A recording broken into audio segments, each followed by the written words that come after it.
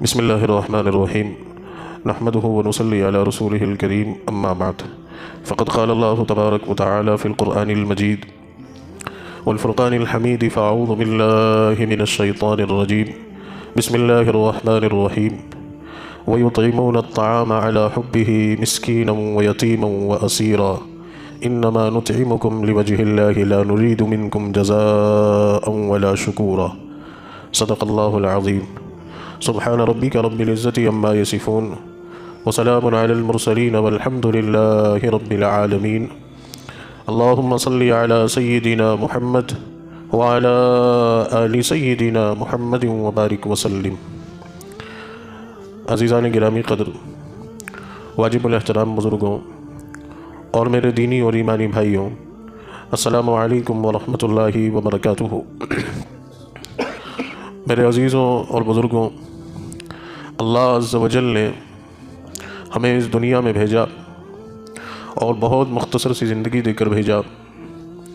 اس زندگی کو کس طریقے سے گزارنا ہے، اس زندگی میں پیش آنے والے معاملات کو اور پیش آنے والی چیزوں کو کس طریقے سے ہمیں کرنا ہے، یہ تمام چیزیں بھی اللہ رب العزت نے ہمیں بتائی، اور بہتر طریقے سے ہم ان کو کس طریقے سے کر سکتے ہیں اس کو سکھانے کے لیے اللہ نے انبیاء علیہم السلام کو بھی بھیجا۔ میرے دوستوں بزرگوں، اس روح زمین پر مذہب اسلام وہ مذہب ہے کہ جو اپنے ماننے والوں کو زندگی گزارنے کے تمام اصول بتاتا ہے، سکھاتا ہے، اور بہتر سے بہتر طریقے سے سکھاتا ہے۔ اور شاید یہ بات کہنا کوئی مبالغہ نہیں ہوگا کہ اس وقت روح زمین پر اسلام ایک ایسا مذہب ہے جو اپنے ماننے والوں کو ہر چھوٹی سے چھوٹی چیز سے لے کر بڑی سے بڑی چیز کے بارے میں تفصیلی طور پر بتاتا ہے، خواہ وہ ایک چھوٹا سے چھوٹا کام ہی کیوں نہ ہو، اس کے بارے میں بھی پوری کی پوری ہدایات اور اس کا پورا طریقہ موجود ہے۔ بارہا آپ کو سمجھانے کے لیے یہ بات کہی جاتی ہے کہ ایک بہت ہی کمتر سی چیز کہ انسان کو استنجا آیا، اسے فارغ ہونا ہے، اس کس طریقے سے فارغ ہونا ہے اس کا بھی طریقہ ہمیں بتایا ہے ہمارے دین نے۔ آپ اندازہ کیجئے کہ کتنی معمولی اور کتنی ادنا سی بات ہے کہ بھئی ایک انسان کو پیشاب آیا، اس کی مرضی پیشاب کرنا ہے، جیسا دل چاہے ویسا کر لے، لیکن کہا نہیں، تمہیں ہم اس کا بھی طریقہ سکھائیں گے، کیونکہ انسان اللہ کی تمام مخلوق میں اللہ کے نزدیک سب سے پسندیدہ مخلوق ہے، تو اس کو اور بہتر بنانے کے لیے اللہ تبارک و تعالی نے یہ دین دیا ہے۔ تو مذہب اسلام کے اندر ہر چیز موجود ہے۔ میں بلا مبالغہ یہ بات کہوں کہ دنیا کے اور کسی مذہب کے اندر یہ تمام چیزیں اس تفصیل کے ساتھ آج اس وقت موجود نہیں ہیں۔ ان کے ماننے والے ان تمام چیزوں سے محروم ہیں اور کورے ہیں، لیکن ایک مسلمان کے پاس پوری SOP موجود ہے، پوری گائیڈ لائن موجود ہے، لیکن کوتاہی ہماری ہے کہ ہم اس کو فالو نہیں کرتے، اس کو اپناتے نہیں، اس پر عمل نہیں کرتے۔ اس کے نتیجے میں آج ہم اللہ کی بارگاہ میں بھی رسوا کیے جا رہے ہیں، اور اللہ کے بندوں کے نزدیک بھی ہماری کوئی حیثیت نہیں باقی رہی، حالانکہ ہمارا دین اتنا مہذب ہے، اتنا اعلیٰ ہے، اتنا بلند ہے کہ جب بھی اس دین عظیم کے اوپر، اس دین مبین کے اوپر لوگوں نے عمل کیا ہے، وہ لوگ دنیا انسانیت کے سامنے ایک مثال پہ کی طرح آئے ہیں، اور لوگ اش کر اٹھے اور ان کی ستائش کرتے نہیں رکتے۔ تو مذہب اسلام اتنا وسیع ہے، اتنا عظیم ہے، اتنا بلند ہے، اتنی خوبیوں والا ہے، اتنے کمالات والا ہے۔ انہی خوبیوں، انہی کمالات میں اسلام کی اخلاقی تعلیمات ہے کہ اسلام نے اپنے ماننے والوں کو اخلاقی جو تعلیمات سکھائی ہے، اخلاقی عظیمت جو سکھائی ہے، ایک بہترین انسان کیسے بنے، اس کی جو گائیڈ لائن بتائی ہے، وہ کہیں پر بھی نہیں میرے دوست، وہ کہیں پر بھی نہیں۔ اس کی خوبصورتی، اس کا حسن، اس کا جمال، اس کی خوبیاں، اس کی خیر اور اس کی برکت جب انسانوں کی زندگی میں یہ دین رواں دواں ہوتا ہے، یہ دین انسانوں کی زندگی میں آتا ہے اور لوگ دین کے اوپر عمل کرتے ہیں، تو صرف عمل کرنے والے ہی کوئی فائدہ نہیں ہوتا، بلکہ سب کو فائدہ ہوتا ہے، سب کو اس سے نفع پہنچتا ہے، سب اس کی خوبیوں سے مستفید ہوتے ہیں۔ اور نبی پاک صلی اللہ علیہ وسلم کا دور اس کی سب سے بڑی مثال ہے، اور خود نبی پاک صلی اللہ علیہ وسلم کی زندگی اس کی سب سے بڑی مثال ہے، اور پھر آپ کے صحابہ اور آپ کے صحابہ کے بعد میں آنے والے لوگوں کی زندگیاں، اور آج تک اس روح زمین پر جو بھی اسلام کے اوپر عمل پیرا ہوتے ہیں ان کی زندگیاں بہترین نمونہ ہے اس روح زمین پر، کہ اسلام کی جو اخلاقی تعلیمات ہے، اسلام کی جو سب سے بڑی خوبی ہے، جس کے ذریعے سے دنیا کی ایک بڑی تعداد متاثر ہو کر دائرہ اسلام میں داخل ہوئی۔ اسلام جو آج پھیلا ہے اور اسلام جو آج لوگوں کے دلوں کے اوپر راج کرتا ہے، اور دنیا کے کونے کونے میں چپے چپے میں جو اسلام کا پرچم آج لہرا رہا ہے، وہ اسلام کی خوبیوں کی وجہ سے لہرا رہا ہے، نہیں کسی سلطنت کی وجہ سے، نہ بادشاہت کی وجہ سے، نہیں، صرف خوبیوں کی وجہ سے۔ اگر آپ سوچیں کہ سلطنتوں کی وجہ سے اسلام پھیلا ہے، صرف ہاں وہ بھی ایک ذریعہ بنتی ہیں، وہ بھی ایک ذریعہ ہوتی ہیں، لیکن صرف اسی کی وجہ سے پھیلا تو یہ صحیح نہیں ہے۔ آپ جا کر دیکھ سکتے ہیں بادشاہوں کی سلطنتیں، ان کے محلات، ان کے علاقے، ان کی شان و شوکت کا کیا عالم ہوا کرتا تھا اور آج کیا حال ہے، ان کی شان و شوکت کا کیا حال ہوتا تھا اور آج کیا حال ہے۔ بڑے بڑے سلاطین، بڑے بڑے بادشاہ، بڑے بڑے حکومت کرنے والے طاقتور لوگ، آج کیا حال ہے، ان کی سلطنتیں، ان کی کوٹھیاں، ان کے محل، ان کی حویلیاں ویران پڑے ہوئے، حتیٰ کہ ان کی قبروں پر جانے والا بھی کوئی نہیں۔ کہاں تو اپنے وقت کے بادشاہ تھے، کہاں تو اپنے وقت کے بادشاہ تھے۔ تو اسلام جو پھیلا ہے وہ خوبیوں کی وجہ سے پھیلا ہے، اخلاق کی وجہ سے پھیلا ہے۔ اسلام کے ماننے والوں کی زندگی میں اسلام کی جو اعلیٰ خوبیاں آئیں تو اس سے اسلام پھیلا ہے۔ نبی پاک صلی اللہ علیہ وسلم کی زندگی کو آپ اٹھا کر دیکھیں کہ کتنے اعلیٰ اخلاق آپ صلی اللہ علیہ وسلم کے تھے۔ ایک بڑی تعداد آپ کے اخلاق کو دیکھ کر متاثر ہوئی، اور آپ کے اخلاق کو دیکھ کر، آپ کی خوبیوں کو دیکھ کر لوگوں نے یہ کہا کہ آپ نبی برحق ہیں، آپ سچے نبی ہیں، ہم آپ پر ایمان لاتے ہیں۔ دشمنوں نے بھی اپنے نظریوں کو بدل دیا۔ کتنا مشہور واقعہ ہے وہ، آپ بارہا سنتے رہتے ہوں گے، میں پھر دہراتا ہوں سبق کے طور پر اور یاد دہانی کے طور پر، کہ مکہ مکرمہ میں جب آپ دین حق کی دعوت کے لیے کھڑے ہوئے تو ایک روز آپ نے دیکھا، اخلاق کسے کہتے ہیں میرے دوستوں؟ پہلے یہ سمجھیے ذرا، اچھی عادتوں کو اخلاق کہتے ہیں، اچھی عادتوں کو اخلاق کہتے ہیں۔ سب سے بہترین اخلاق والا وہ ہے کہ جس کے اندر اچھی عادتیں ہوں، رویے اور سلوک بھی اس میں آیا، لیکن تمام اچھی عادتوں کو اخلاق کہتے ہیں، کہ ایک انسان اچھے اخلاق سے ہی اچھا انسان بنتا ہے اور پھر دلوں پہ راج کرتا ہے۔ آپ صلی اللہ علیہ وسلم نے دیکھا کہ خاتون، ایک بوڑھی خاتون جو ہے وہ کھڑی ہوئی ہے، کچھ گٹھڑی، کچھ سامان لے کر، بیگ ہوں گے، جھولا ہوگا، آپ صلی اللہ علیہ وسلم قریب گئے۔ یہ ایک اچھے انسان کی علامت ہے کہ وہ جب کسی کو دیکھتا ہے کسی حالت میں یا پریشانی میں یا ایسی حالت میں کہ اس کو کسی کی مدد کی درکار ہے، تو ایک اچھا انسان فوراً یہ اپنی ذمہ داری سمجھ کر اس کے پاس پہنچتا ہے۔ تو آپ صلی اللہ علیہ وسلم تشریف لے گئے اور پوچھا ان سے کہ اماں جی کیا بات ہے؟ محسوس کیا بوڑھی عورت ہے، سامان لے کر کھڑی ہوئی ہے، ضرور اس کو کہیں جانا ہے، اس کو کسی سامان اٹھانے والے کی ضرورت ہے۔ آپ صلی اللہ علیہ وسلم تشریف لے گئے، پوچھا، اس نے کہا کہ مجھے جانا ہے وہ فلاں جگہ پر۔ تو کہا کہ اماں میں چھوڑ دیتا ہوں، میں آپ کا سامان اٹھا لیتا ہوں۔ کہا ٹھیک ہے بھائی، اچھی بات ہے۔ آپ صلی اللہ علیہ وسلم نے سامان اٹھایا اور آپ لے کر چل دی۔ یہ اچھے اخلاق، یہ اچھے اخلاق۔ اب وہ بڑی بھی راستے بھر دیکھتی جا رہی ہیں کہ کتنا بہترین نوجوان ہے، کتنا خوش اخلاق نوجوان ہے، کتنا اچھا انسان ہے، کہ دیکھو خود سے آیا اور میرا سامان اٹھایا اور لے کے چل دیے، جہاں جانا تھا وہاں جا کر چھوڑ دیا۔ اب اصول یہ کہتا ہے کہ آپ نے ہماری مدد کی ہے، اب ہمارا بھی فرض ہے کہ ہم آپ کو آپ کی اجرت دیں، محنتانہ دیں۔ وہ تو یہی سمجھ رہی تھی کہ کوئی کام کرنے والے، اسے کیا پتا کہ یہ کون ہے، وہ تو جانتی بھی نہیں تھی۔ اس نے کہا کہ بیٹا جی یہ آپ کی اجرت۔ آپ صلی اللہ علیہ وسلم نے کہا کہ اماں جی میں آپ سے اجرت لینے کے لیے نہیں آیا تھا، میں تو آپ کی مدد کے لیے آیا تھا۔ اب یہاں آپ اندازہ کریں کہ آپ کا کوئی کام کر دے، اس کا بھی ایکسپیکٹیشن ہے کہ یہ مجھے پیسے دے گا، اور آپ کی بھی توقع ہے کہ مجھے پیسے دینا ہے، اور ایسے موقع پر کوئی کہے کہ نہیں صاحب رہنے دیجیے۔ یہ خوش اخلاقی، یہ دلوں پہ راج کرنے والا عمل، اب اس کا مطلب یہ بھی نہیں ہے کہ فری میں کام کرنا شروع کر دو، پیٹ بھی پالنا ہے بھائی، پیٹ بھی پالنا ہے، لیکن کن موقعوں پر ہمیں کیا کام کرنا ہے یہ شعور بھی ہمارے اندر آنا چاہیے، یہ بھی ایمان کا تقاضا ہے۔ تو آپ صلی اللہ علیہ وسلم نے مولا فرمایا، وہ بہت خوش ہوئی، نام پوچھا، ہم بھی پوچھنے کہ اچھا آپ کا نام کیا ہے؟ اس سے پہلے جو درمیانی راستے میں جو گفتگو ہوئی تھی، وہ گفتگو آپ نے یہ فرمائی کہ پوچھا ماں آپ کہاں جا رہی ہیں، وہ کیوں جا رہی ہیں؟ تو اس نے بتایا کہ میں فلاں جگہ جا رہی ہوں اور اس وجہ سے جا رہی ہوں۔ وجہ کیا تھی کہ وہ بتا رہی ہے کہ میں نے سنا ہے کہ مکہ میں محمد نامی ایک شخص ہے کہ جو ایک اللہ کو ماننے کی بات کرتا ہے، اور وہ لوگوں کو بے دین کر رہا ہے، لوگوں کو بے دین کر رہا ہے، ان کے معبودوں کے خلاف کر رہا ہے، اور بہت تیزی سے اس کا کارواں آگے بڑھ رہا ہے، اور لوگ دن بدن اس کے سکنجے میں پھنستے جا رہے ہیں، اور کہیں ایسا نہ ہو کہ میں بھی پھنس جاؤں، تو اس سے بہتر ہے کہ میں اس جگہ کو ہی چھوڑ کے چلی جاؤں۔ یہ تاثر اس نے، یہ وجہ اس نے بتائی۔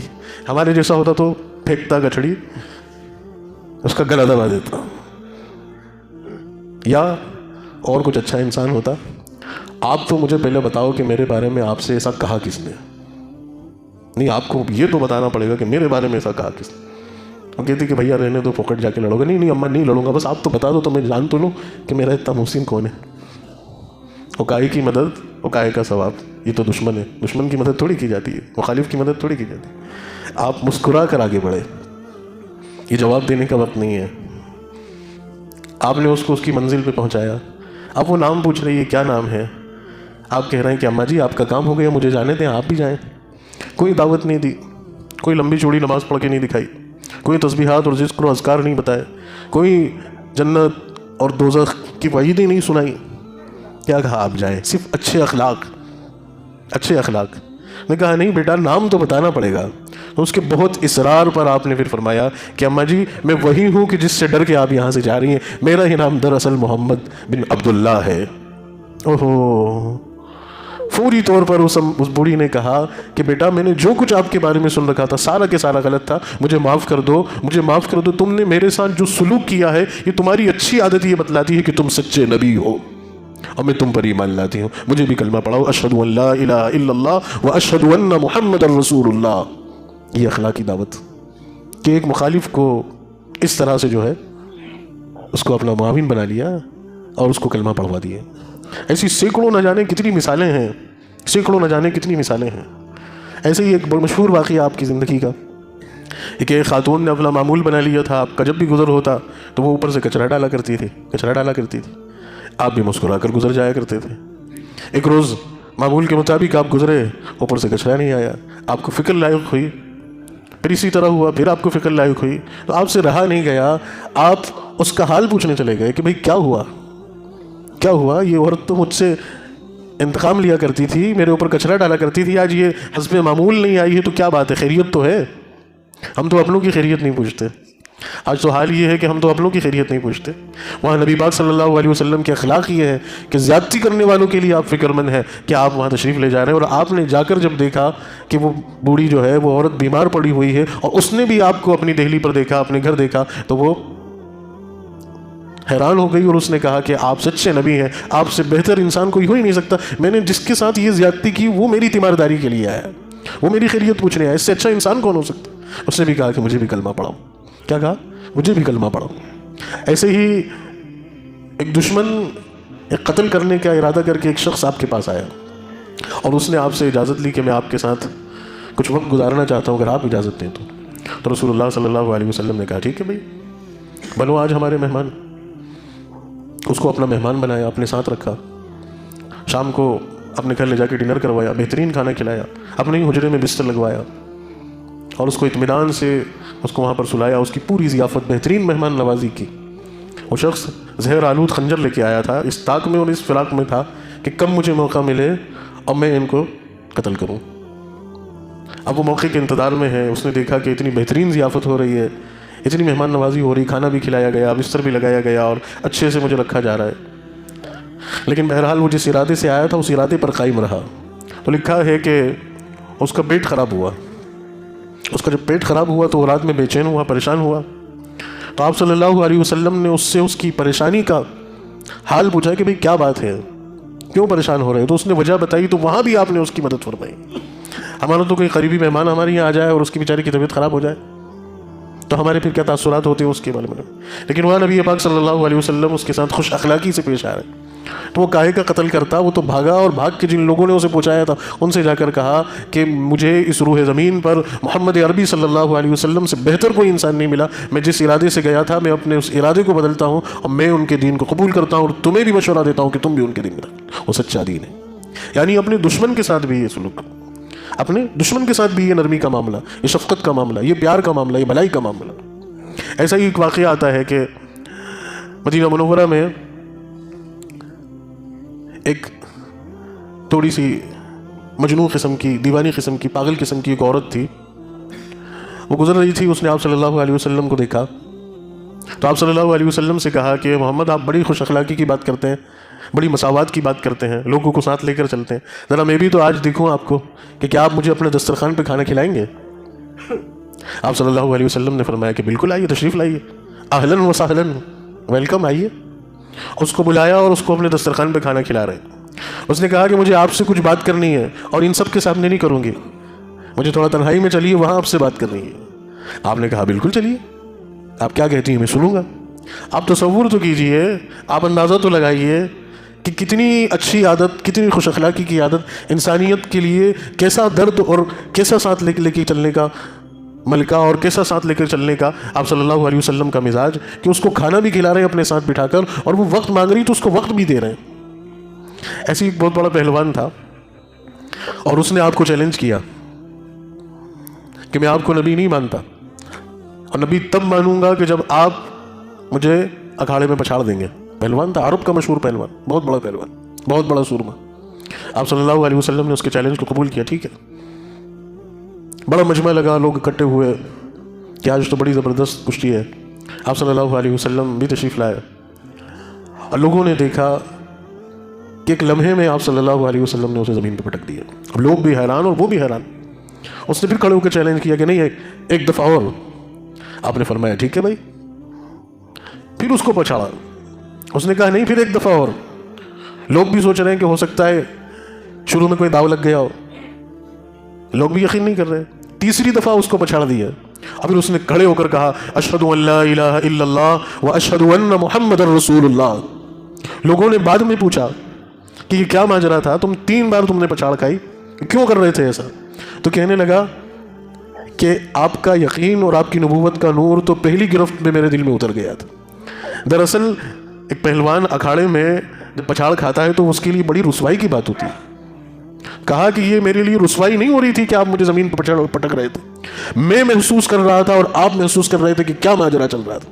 لوگوں نے پوچھا کہ کیا بات ہو رہی تھی، تو اس نے بتایا کہ میری زندگی ہو گئی کشتی لڑتے لڑتے اور دیکھتے دیکھتے. ایک پہلوان جب دوسرے پہلوان کو زمین پہ پچھاڑتا ہے تو وہ اپنے پورے زور کے ساتھ زمین پہ اسے دے پٹکتا ہے، جھنجھلا کے پٹکتا ہے، کرا کے پٹکتا ہے، اکڑ کے پٹکتا ہے، اپنے مزاج کی سختی کے ساتھ پٹکتا ہے اور اپنے طاقتور ہونے کا ثبوت دے کر سامنے والے پہلوان کو کمزور کر کے پٹکتا ہے.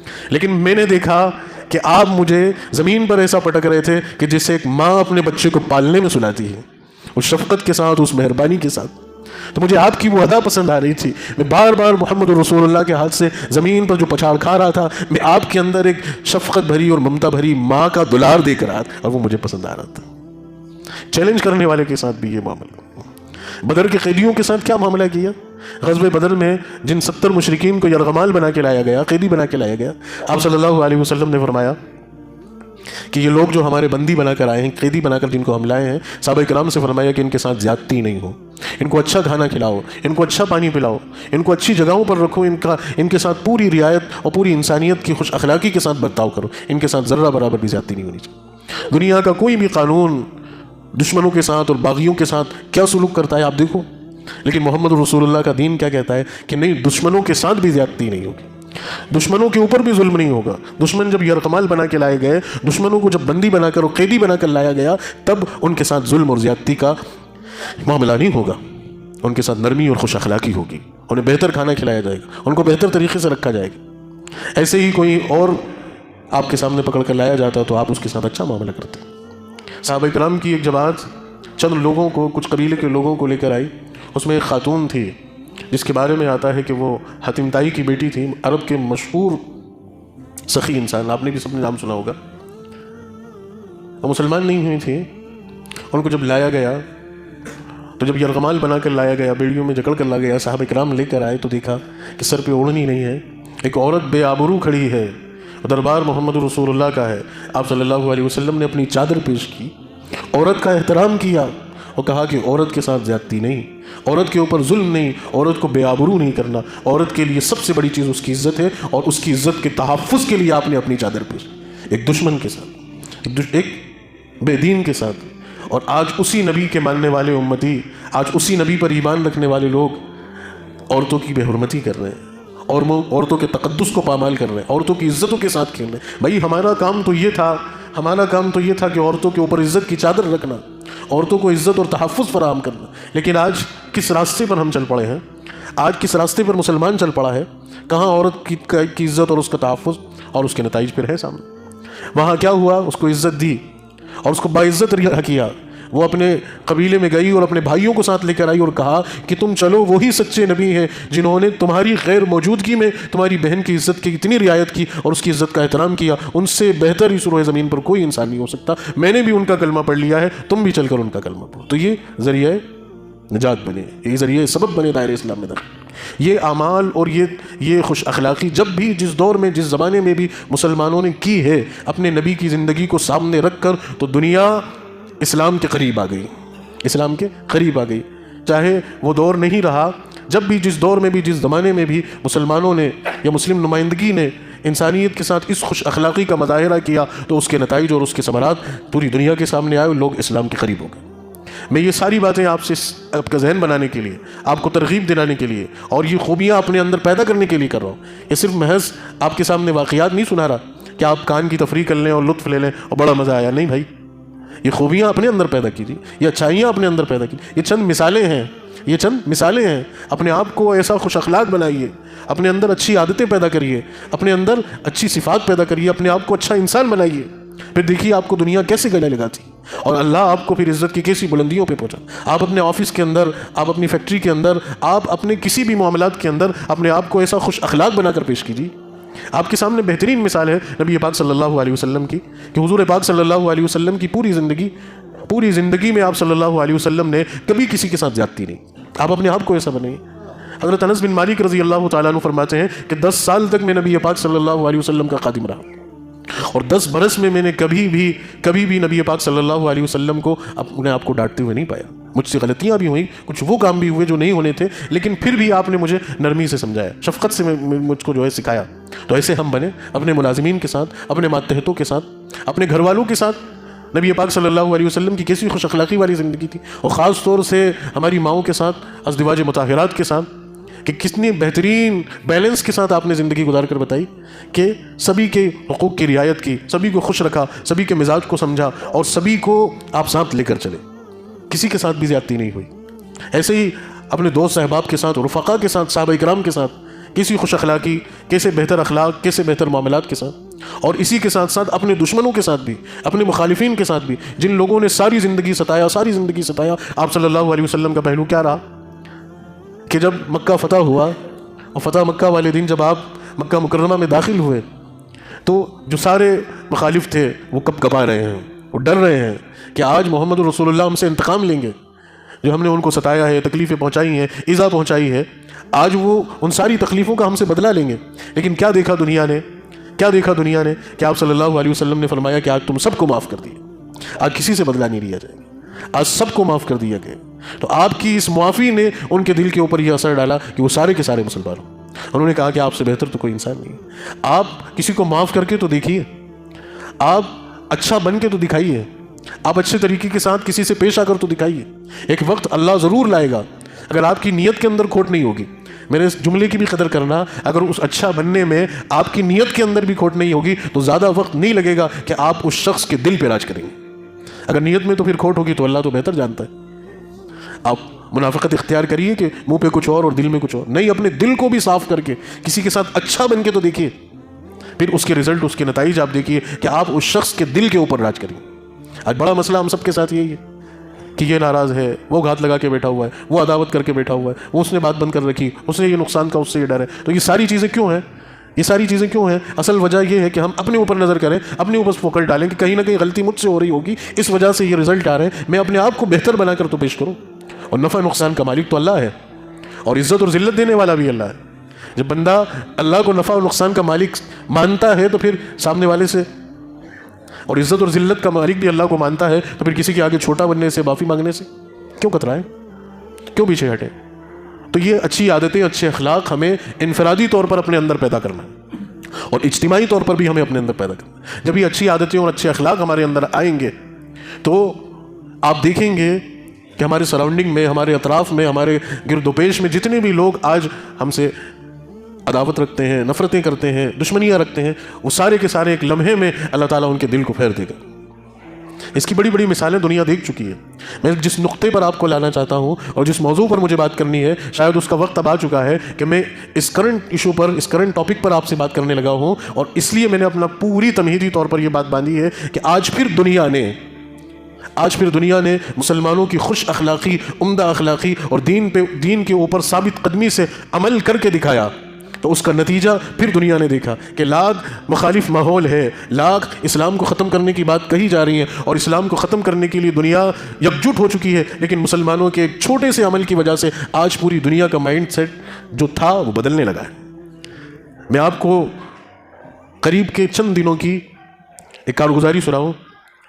جو اسرائیل اور فلسطین کے درمیان جو جنگ ہوئی، اس جنگ میں فلسطینیوں نے، حماس نے جن لوگوں کو یرغمال بنایا تھا، جو قیدی تھے، ان قیدیوں کو ادھر سے بھی رہا کیا گیا اور ادھر سے اسرائیل کی طرف سے بھی رہا کیا گیا۔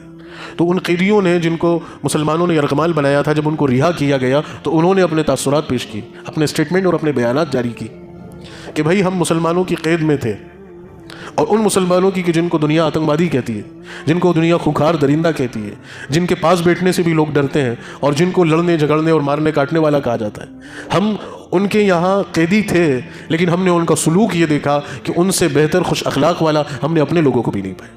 یہ تاثرات انہوں نے بیان کی۔ جو یہودی مسلمانوں کی گرفت سے آزاد ہوئے، انہوں نے بیانات دیے ہیں کہ ہم نے فلسطینیوں کو اور حماس کے لوگوں کو دیکھا کہ انہوں نے ہمیں اچھے سے اچھا کھانا کھلایا، انہوں نے ہماری دوائیوں کا انتظام کیا، اگر کوئی بیمار تھا تو اس کے لیے ڈاکٹر کا انتظام کیا، اگر کوئی بھوکا تھا تو اس کے لیے کھانے کا انتظام کیا، اور وہی کھانا کھلاتے تھے جو کھانا وہ خود کھاتے تھے، اور اچھا سے اچھا پانی پلاتے تھے۔ ہمیں سردی سے بچنے کے لیے انہوں نے جیکٹ اور لحاف دیے، گرم کپڑے اور گرم بستر دیا۔ انہوں نے کال کوٹھڑی میں ہمیں قید کر کے نہیں رکھا، بلکہ عزت اور احترام کے ساتھ ہمارے ساتھ انہوں نے رویہ کیا۔ ایک اسرائیلی خاتون جس کے ساتھ اس کی چھوٹی بچی تھی، اس نے ہیبرو زبان کے اندر، جو ان کی زبان ہے یہودیوں کی، اس نے ایک خط لکھا اور خط دنیا کے سامنے شائع کی، اور اس نے کہا کہ جب میں گرفتار ہوئی تھی تو یہ سوچ لیا تھا کہ یہ درندے ہیں، میری تکہ بوٹی کر دیں گے، میری بچی کو نوچ کے کھا جائیں گے، لیکن میں نے ان لوگوں کے اس عمل کو دیکھا کہ ان سے زیادہ فرشتہ صفت تو کوئی دنیا میں انسان ہی نہیں، کہ اتنے عزت اور احترام کے ساتھ انہوں نے عمل رکھا۔ اور ایک پہلو سکے کا کیا تھا کہ وہی لوگ ان کے معصوم بچوں کو شہید کر رہے تھے، وہاں کھانے کے لیے روٹی نہیں تھی، پینے کے لیے پانی نہیں تھا، لیکن یرغمال بنائے ہوئے ان قیدیوں کے لیے وہ عزت اور تحفظ کے ساتھ ان کو رکھا، ان کو کھانا کھلایا اور ان کو اچھے سے اچھا سہولتیں فراہم کی۔ وہی قرآن کی آیت جو میں نے خطبے میں پڑھی تھی، وَيُطْعِمُونَ الطَّعَامَ عَلَىٰ حُبِّهِ مِسْكِينًا وَيَتِيمًا وَأَسِيرًا إِنَّمَا نُطْعِمُكُمْ لِوَجْهِ اللَّهِ لَا نُرِيدُ مِنكُمْ جَزَاءً وَلَا شُكُورًا۔ یہ قرآن کہہ رہا ہے کہ ایمان والے وہ ہیں کہ جو یتیموں کو اور مسکینوں کو، بے سہاراؤں کو اور قیدیوں کو کھانا کھلاتے ہیں، ان کے ساتھ حسن سلوک سے پیش آتے ہیں۔ اور جب ان سے پوچھا جاتا ہے کہ تم یہ کیوں کر رہے ہو، تو وہ کہتے ہیں کہ ہم اللہ کی رضا کے لیے کر رہے ہیں۔ ان سے بھی جب پوچھا کہ تم ہمارے ساتھ اتنا اچھا سلوک کیوں کر رہے ہو، تو انہوں نے کہا کہ ہم اللہ کی رضا کے لیے کر رہے ہیں۔ یہ کام کرنے کا ہمیں اللہ نے حکم دیا ہے۔ اس کا نتیجہ آپ کو پتہ ہے؟ اس کا نتیجہ آپ کو پتہ ہے کہ وہ دور یورپ کے اندر وہاں کے سینکڑوں لوگوں نے اسلام کو پڑھنا شروع کر دی، اسلام کو سمجھنا شروع کر دی۔ ان پڑھے لکھے لوگوں نے اسلام کے قریب آنا شروع کر دیا کہ یہ مذہب اپنے دشمنوں کے ساتھ یہ حسن سلوک کی تعلیم دیتا ہے، تو ہم اس کو سمجھیں، اس کو پڑھیں، اس کو سیکھیں، اور جب وہ پڑھیں گے اور سیکھیں گے اور سمجھیں گے تو انشاءاللہ العزیز وہ دائرہ اسلام میں داخل ہوں گے۔ یہ جیتی جاگتی مثال ہے، یہ صحابہ کرام کے زمانے کی مثال ہے کہ اسلام پر وہ لوگ آئے تو اس کا رزلٹ اور اس کا نتیجہ اللہ نے یہ دکھا۔ اور پھر اللہ کیسی مدد کرتا ہے اپنے بندوں کی؟ ایک اور تھوڑی سی کاروائی آپ سن لیں کہ یہ اس جنگ سے پہلے 7 اکتوبر سے پہلے پوری دنیا اسرائیل کا لوہا مانتی تھی، اس کی انٹیلیجنس کی، اس کی ٹیکنالوجی کی، اس کی ہر چیز کی دنیا اس کا لوہا مانتی تھی کہ پوری دنیا کے اندر اسرائیل سب سے مضبوط، اس کی فورسز ہیں، اس کی ٹیکنالوجی ہے، اس کے پاس وہ سافٹ ویئرس ہیں، اس کے پاس وہ چیزیں، یہ تک ہوا تھا یہ تو لوگ بات کرتے تھے کہ آپ کا فون اتنا انسیکیور ہے کہ آپ اپنے فون کو اپنے پاس رکھیں، اس کو آپ بند بھی کر لیں اور وہ آپ کی باتیں سنتا ہے اور آپ کا پورا حال وہ بیان کر دیتا ہے۔ یہ سافٹ ویئرس ہیں، ایسی چیزیں ہیں، اور یہ کس نے بنائی ہے؟ یہ اسرائیل نے بنائی ہے، یہ اسرائیل کے سائنٹسٹ نے بنائی۔ یہ ہوا تھا، یہ سمجھتے تھے، اور یہ پوری دنیا کو یہ باور کروایا، اور شاید ہوگا بھی۔ میں اس کو منع نہیں کر رہا اس چیز سے، لیکن وَمَكَرُوا وَمَكَرَ اللَّهُ وَاللَّهُ خَيْرُ الْمَاكِرِينَ۔ پوری دنیا ضرور یہ سمجھ رہی کہ یہ فون، یہ ٹیکنالوجی، یہ سافٹ ویئر، یہ مشینری انہوں نے بنائی ہے اور اس کو پورا کنٹرول انہوں نے کر رکھا ہے۔ واقعی میں چلیے مان لی ہو گیا ہوگا، وہ اسرائیل جس کا سکہ پوری دنیا پہ ہے۔ اور ہمارے یہاں ہمارے ملک میں ابھی پیگاسس کے نام سے ایک معاملہ ہوا تھا، ملک کے بڑے بڑے معزز لوگ، مالدار لوگ اور سیاستدانوں کے بہت محفوظ ڈیٹا کو انہوں نے چرایا تھا، اسرائیل نے بنایا تھا، اسرائیل کی ٹیکنالوجی۔ آپ دیکھیں کہ اس اسرائیل کو اللہ نے اتنا کمزور ثابت کر دیا، اتنا کمزور، اتنا نہتا، اتنا نکما، اتنا معذور کر دیا کہ سالوں سے اسرائیل ایک شخص کو ڈھونڈ رہا ہے جس کا نام یحییٰ سنوری ہے، جو بتایا جا رہا ہے کہ 7 اکتوبر کو حماس نے جو اسرائیل کے اوپر اٹیک کیا ہے اس کے ماسٹر مائنڈ ہے وہ شخص سرزمین فلسطین میں، اور صرف 40 کلومیٹر کے ایریے میں، 40 کلومیٹر سے تو باہر نہیں جا سکتے غزہ پٹی سے، اسی ایریے کے اندر وہیں رہ رہے ہیں۔ اسرائیل نہیں ڈھونڈ پایا، کانوں کان خبر نہیں لگی۔ ابھی ایک بیان آیا تھا کچھ اسرائیلیوں کا جن کو رہا کیا تھا حماس نے، وہ کچھ نوجوان تھے، انہوں نے جا کر اپنے افسروں کو بتایا کہ ہم نے اپنی آنکھوں سے یحییٰ سنوری کو دیکھا ہے، وہ ہمارے سامنے ہم سے ملنے آیا تھا۔ ان کی راتوں کی نیند اڑ گئی۔ نتن یاہو پریشان ہے، اسرائیل کا ڈیفنس منسٹر پریشان ہے، واحد ایک شخص کو نہیں ڈھونڈ پا رہے جن کا دعویٰ ہے کہ دنیا میں کہیں بھی ایک سوئی بھی گرتی ہے تو ہم اس کو پکڑ سکتے ہیں۔ یہ اللہ کی طاقت اور اللہ کی قدرت ہے۔ اللہ نے ان نہتے اور ان کمزوروں کو اس عروج پر پہنچایا کہ دنیا کی سپر پاور صرف ایک شخص کو نہیں ڈھونڈ پا رہی، اور قربان جاؤ، سلام ہے ان لوگوں پر، اور مجھے یقین ہے اللہ کی قدرت پر اور محمد رسول اللہ کے دین کے غلبے پر کہ ایسے سینکڑوں یحییٰ سنوری ہیں ہمارے اندر، ایسے سینکڑوں لوگ ہیں۔ یہ صلاحیت ہے مسلمانوں کی، یہ خوبی ہے کلمے کی۔ تم کلمے کے اوپر تو آؤ، تم لا الہ الا اللہ محمد رسول اللہ کی اہمیت کو تو جانو، اس کی عظمت کو تو پہچانو، اس کو دل میں تو اتارو، اور اس پر ایمان اور یقینہ تو رکھو۔ اللہ دنیا کی سپر پاور طاقتوں کو تمہارے قدموں تلے رون کے دکھا دے۔ یہ اللہ کی بھی قدرت ہے بھائی۔ وَمَكَرُوا وَمَكَرَ اللَّهُ وَاللَّهُ خَيْرُ الْمَاكِرِينَ۔ ایک چال وہ چلتے ہیں اور ایک قدم اللہ اٹھاتا ہے، واللہ خیر الماکرین۔ ایک پلاننگ وہ کرتے ہیں، ایک پلاننگ اللہ کی ہوتی ہے، اور اللہ کی پلاننگ سب سے بہتر ہوتی ہے۔ اور آج آپ دیکھو مجبور ہوئے جنگ روکنے پر، دنیا کی سب سے بڑی سپر پاور، اور پوری دنیا کا مکر اور فریب اور اسباب اور ساری طاقتیں ان کے ساتھ ہیں، لیکن ان کمزور، ان نہتے، ان جیالے، ان ایمان والے، ان غیرت مند ایمان والوں کے آگے آج گھٹنے ٹیکنے پر مجبور ہوئے۔ یہ فتح ہے ایمان کی، یہ فتح ہے محمد رسول اللہ کے دین کی، یہ فتح ہے اہل حق حضرات کی۔ تو یہ ہمارے لیے ایک نصیحت ہے، ایک عبرت ہے، ایک کھلا دروازہ ہے۔ ہمیں بار بار یہ واقعات، یہ چیزیں بتا رہی ہیں کہ اے مسلمانوں جاگ جاؤ، بیدار ہو جاؤ، اللہ کے دین کی طرف آ جاؤ۔ جب تم اللہ کے دین کی طرف آؤ گے، اللہ تمہاری بھی ایسی مدد کرے گا۔ اللہ تعالی ہم سب کو عمل پر کرنے کی توفیق نصیب فرمائے۔ وآخر دعوانا ان الحمد للہ رب